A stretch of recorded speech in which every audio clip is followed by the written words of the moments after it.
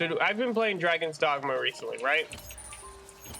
And one thing I will say about Dragon's Dogma, or I've been playing Dragon's Dogma 2, is I know the story of it, but the main point of that game is to explore the world and create your own adventure, right? Like, legit, you were just creating your own adventure for the most part. Yeah, you help people, you do a little bit of a main quest and stuff like that, but they're not trying to sell you on a actual story-driven experience, which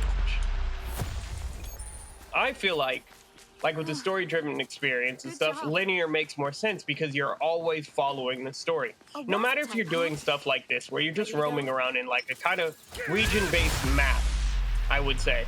The whole point is head to Harunka, if I'm saying that correctly. Like, you could see that's the only quest objective right there, is head to Harunka. And even if we have more quests, because it's region locked, whenever you get to the region that you're supposed to be in, you only get like 1 or 2 quests, and that's it. And one of those quests is a main quest, if not a quest that you have chosen to complete. There's a treasure chest over there. And that's the reason why I feel like for narrative story games, linear is better, not open worlds. And I know I'm a fan of freedom. I love freedom in my games and stuff like that, just as much as the next guy.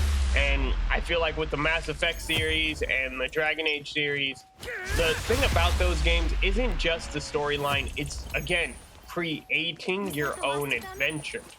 While the story is really great in those series, a lot of the times you are creating your own adventure, or at least finding the adventure.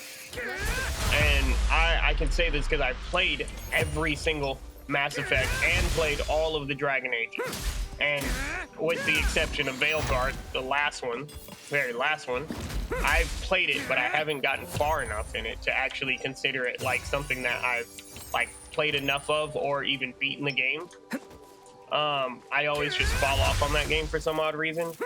I got as far as like to getting the Grey Wardens back into the groove, or not the Grey Wardens, but that Grey Warden and stuff. Forgot what his name was.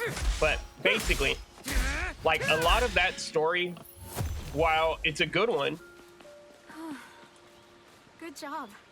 While it tends to be a good story, the thing is like a lot of the times what I'm finding the most interesting is like learning about the characters, you know, figuring out different like secrets and stuff like that.